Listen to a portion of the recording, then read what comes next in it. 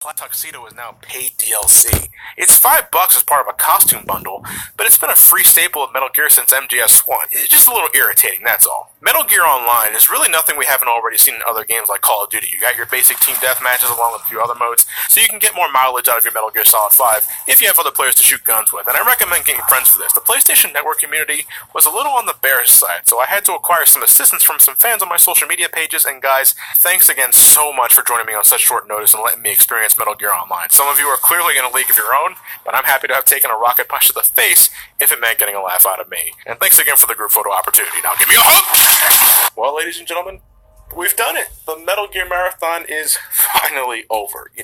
It's been one hell of a ride. Never in my life did I think I would ever play nearly every single Metal Gear title in such a short amount of time. And I say short amount of time, but this marathon's been going on since November, and I want to apologize for all those that couldn't give two shits about Metal Gear, the ones that voted for Mother and Star Fox. But for those that did vote for Metal Gear, I hope you got what you asked for. But I ain't doing another marathon this long for a long, long time, and I can guarantee you that. Is this truly the end of the series? Most likely. It's a bummer, but Kojima's not part of Konami anymore, and Konami has officially pulled out of the video game market. But what we already have is more than enough to leave a lasting legacy, and I imagine that legacy lasting a very long time. Solidus would be proud. Who knows, we may see some spiritual successor now that Kojima has his own company. Something tells me that he's done with the whole stealth genre, but I'm sure he's proud of what he's accomplished over the many years he spent on Metal Gear. The Metal Gear saga is perfect for those looking to add a little tactical flavor to their basic run and gun. While in earlier games I wouldn't recommend running and gunning at all, just sneak past everything. It's more rewarding, I find. Some of the game's stories are a little complex, a handful being batshit insane, but these Hideo Kojima games are a huge part of video game culture for good reason. Engaging in both gameplay and story, Metal Gear knows how to keep your ass planted on the couch with its intellectual method of storytelling, while simultaneously having a sense of humor that reminds you that, hey, it's not all that bad. If you haven't begun playing this already, I'll say it again. I recommend getting started with the Legacy Collection for the PS3. It's a great way to get started. Here's to you, Snake, and I want to thank you all for watching and joining me through this long-ass Metal Gear Marathon adventure. Well, that means next up is Mother Series.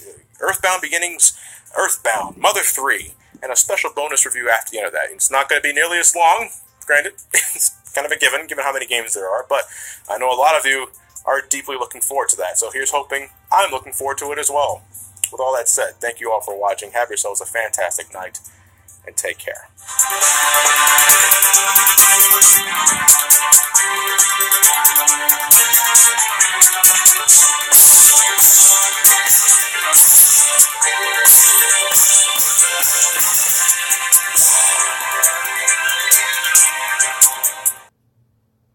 He'll have you at Aloha. One place to another was never this irritating, and you don't get a method of quick travel until very late in the game when you get to Youngtown, where you can teleport from one previously visited town to another by running in a straight line long enough. And you can't run into anything while you do it, otherwise it doesn't work. Look, there's being different and there's being difficult. I just want to avoid more enemies. Is that really so much to ask for? There wasn't an enemy formation I wasn't sick of. Look at that face right there. That says it all. He's sick of it too, goddammit. Floating eyes, wolves, bears, mooks. Yeah, they're called mooks. Strange robots that hit like tanks. Oh, you want to talk about shit hitting like tanks? Try everything in the final area of the game, Mount Utoi. And I get it. The final area of an RPG is supposed to be tough. But was this area even play tested?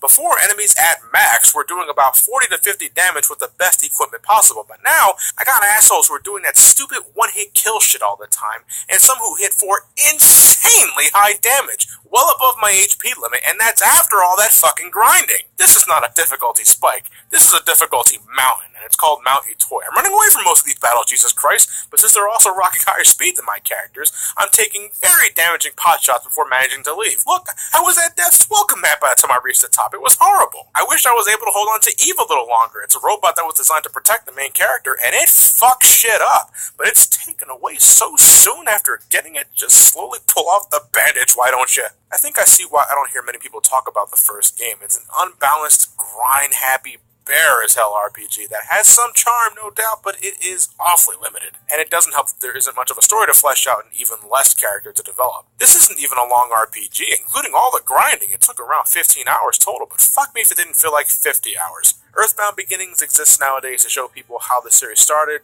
That's it, because everything else is just... ugh. I am not touching this one again, I can tell you that. But I'm not super bitter about it because I think it's a very safe assumption that the next two games will be much better. But how much better is what I'm really find out until next time in the Mother Marathon with Earthbound. Earthbound. This is it. I'm finally tackling that one game that a lot of people wanted me to look at. Remember when I did that straw poll like 2 years ago with like this, Chrono Trigger and Mario RPG, and Mario RPG ended up winning, and well, you guys waited long enough. Here it is. And will I see what my co-host Nathan sees? Will I see what a lot of people see? Or will I not? It kind of makes you anxious, doesn't it? Well, for me in particular, because I never really finished the game until this review. But I'll explain all of that when I actually get to it. And for all those attending PAX East this coming Thursday, Friday, Saturday, and Sunday, I hope to see you guys there. And with all that said, thank you guys for watching. Have yourselves a fantastic night, and take care.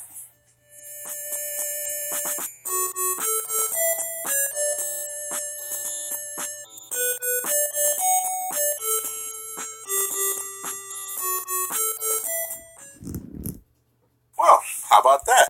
Earthbound. The rolling HP mechanic has saved my ass on quite a few occasions, especially near the end of the game. This place doesn't have a mounting toy or anything close to that, but it has those one or two encounters that even with a rolling HP bar, you just want to run away from so you can get a move on.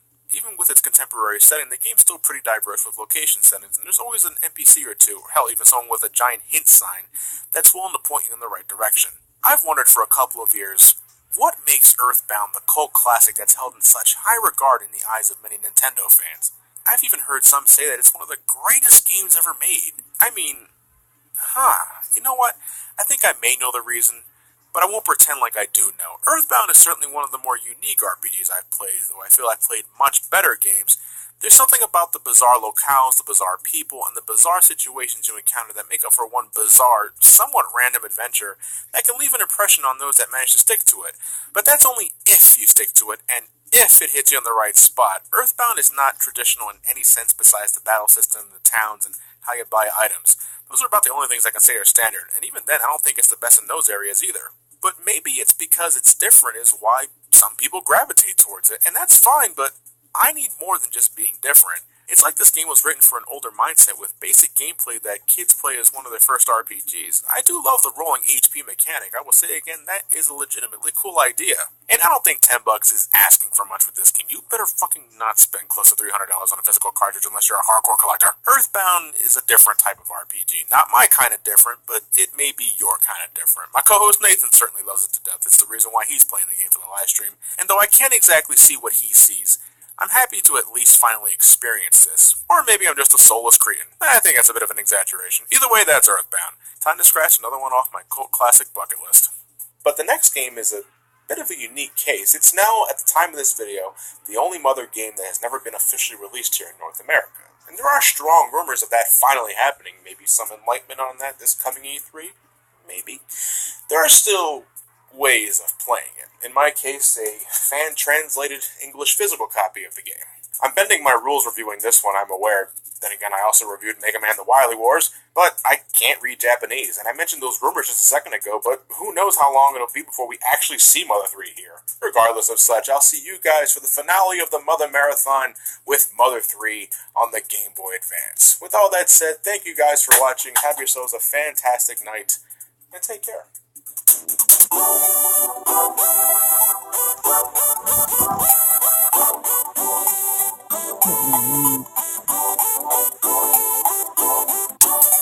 I really like this theme. I know it's odd for me to compliment the music during the end of video annotations, but what can I say? Music's good. Already does enough right in my book to not deem that totally detrimental. It's not even a fucking contest for me. Mother 3 is the best game in the lineup. It doesn't feel so obsessed with weirding you out with this or that to ignore conventional storytelling. Not that Mother 3 isn't filled with that kind of stuff anyway, but it manages to balance it out by also giving us a world full of interesting characters that I'm interested in seeing developed. Mother 3 is full of joy, full of sadness. It'll make you laugh, and yeah, it'll make you cry. And you know, I'm probably only enjoying this game on a basic level, but I don't fucking care. There are discussions up the wazoo about the real meanings behind this thing and that thing, the purpose behind the nature versus technology theme this game sort of reeks of in some instances, and that's fine if that's what you really like about Mother 3. I just enjoy it. With the first two Mother games finally available for audiences worldwide, I sincerely believe it's only a matter of time before we get the last one. After playing it though, I can kind of see why it's taken so long to be released, besides potential sales numbers being limited to fans of the series, or Reggie Fils-Aimé incinerating those that ask. There there are some things in this game I don't see sitting well in the localization process. I wouldn't be surprised if they outright altered some graphics, like the Magypsies, the Mushroom Trip, the Oxygen Merman, or they could just leave everything as is and just jack up the age rating. Make it T for teen, or Peggy 13 or something, because teens can think for themselves. I don't think this game is exactly ideal for the younger mind. Shit, if I played this game around the age of 8 or 10, I'd be mentally scarred. If Mother 3 should ever actually release here in North America or in Europe, I recommend you purchase that shit and play it. I don't think you even need to play the other two to love it. You may miss out on some extra details, but Mother 3 is self-contained enough in my opinion. I'll probably have to play it a few more times to see where this ranks on my top RPGs of all time, but impressions were pretty fucking positive throughout the 20-plus hour adventure. I am very happy to have played this, and I hope your experience is similar to my experience when playing it for the first time. If not, hey, there are plenty of other RPGs in this sea. There's something for everyone, right? My longest marathon followed by my shortest marathon. It's just funny how things work out sometimes. However, I realized that this series of videos may have been too short for some of you guys and gals, so I'm going to throw a bonus review at the end of this series in celebration of the Mother Marathon. It's not Lisa. I've heard that name thrown around a few times, but maybe later, not now. I'm certain 70% of you guys already know what I plan on looking at next time I'm here, and for a while certain parts of the internet just wouldn't shut the fuck up about it, but there's probably a good reason for that. And I think it's finally time I stop ignoring it and give it a shot for myself and see what I'm missing. So, with all that said, I will see you guys next time with Undertale. Yeah, looking at Undertale next time because it's Undertale. Again, thank you all for watching. Have yourselves a fantastic night and take care.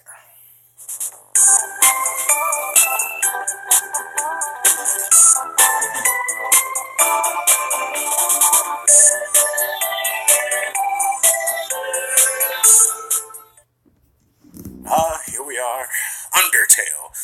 And the story, you embark on a journey that's filled with whimsical characters, complete with interaction and moments that leave you lasting memories. It is heavily subjective, and I apologize for pointing out the painfully obvious. If you recall, I classified Earthbound as a game that didn't have a very strong overall plot, much like this game. It had protagonists that were merely supposed to be extensions of the player, like in this game, and it's filled with a lot of quirky moments and humor, like this game. It's just, I find Undertale's brand of humor, deconstruction, and storytelling to be, how do I put it, closer to home for me, especially as an internet junkie. It also has a Final Fantasy VI reference in there, and I love Final Fantasy VI. Alright, I'm not that shallow, I think.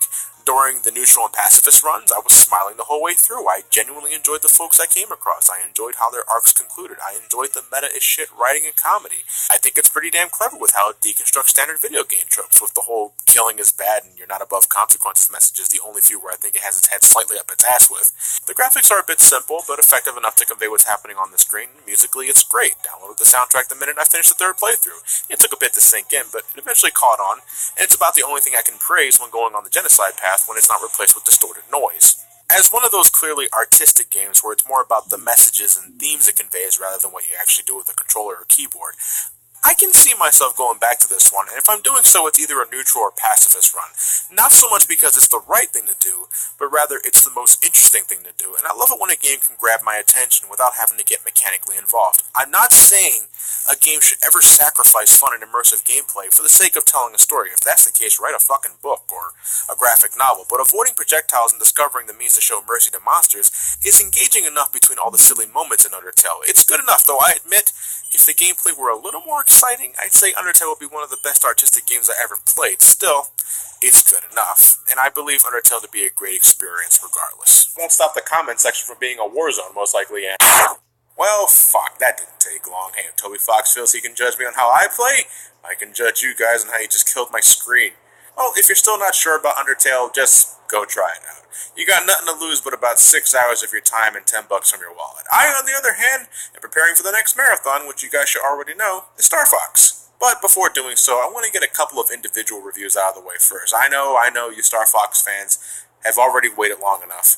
I just need some time away from marathons for just a little bit. I can't see shit out here. Alright, the Star Fox Marathon is scheduled to begin in July. I hope you guys look forward to what I have in store in the meantime. Whoa! Okay, let me just turn around the other way. Alright, back to darkness. Okay, with all that said, thank you guys for watching. Have yourselves a fantastic... Fuck me. Okay, you guys better just scroll down, turn the volume down, just close the tab. Oh, fuck me!